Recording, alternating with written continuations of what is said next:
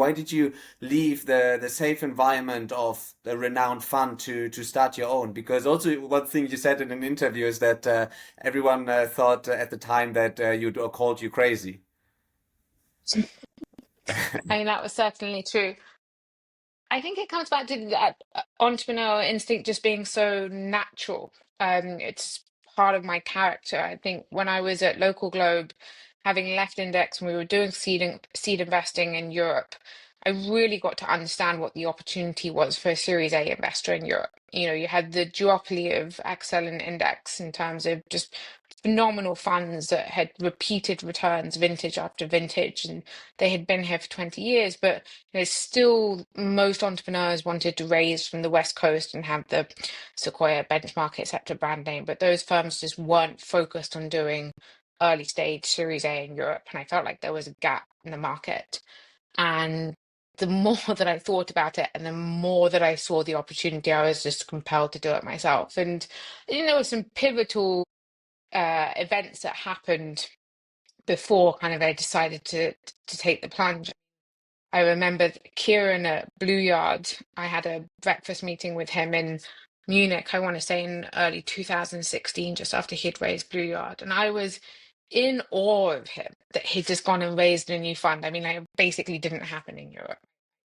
I think there was Simon and Toby who are now a Mosaic, and I wasn't so close to their story, but I had heard of what they were doing. And then there was Local Globe, and there was Blue Yard, and that, and being at Index and constantly listening to Neil Reimer's story of how he got started with the firm and like what he had achieved there.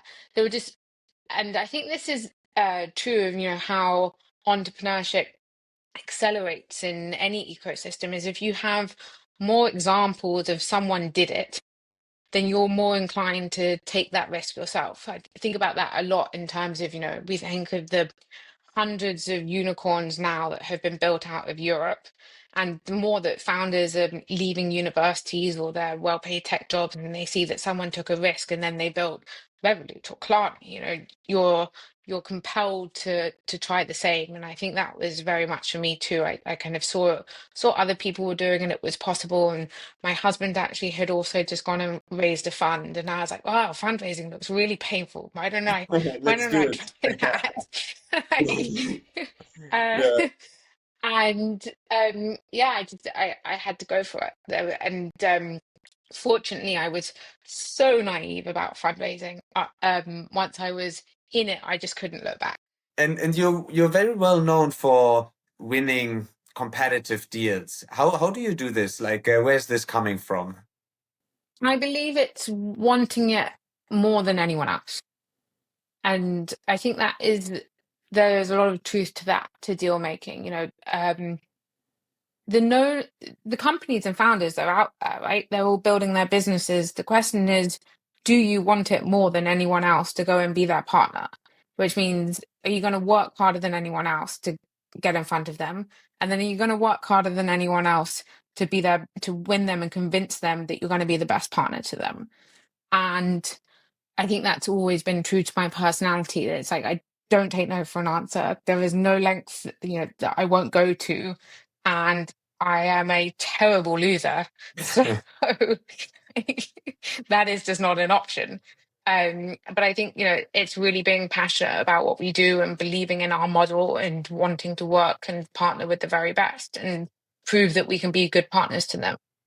So, kind of like besides your track record, let's say, like what arguments do you bring forth that resonate most with founders?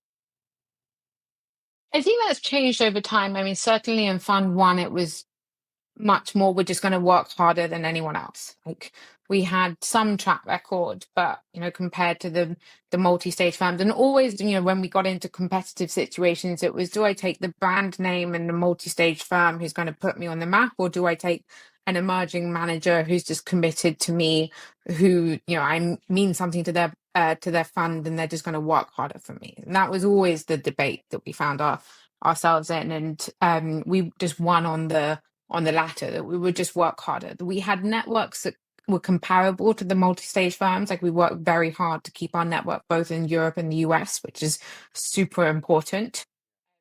But ultimately we were going to show up and we were going to be there regularly, and they knew that they were getting myself and Emma, the partners of Blossom, and we were committed to that. And I think all of our actions in the process left them no doubt. So that was kind of the beginning stages.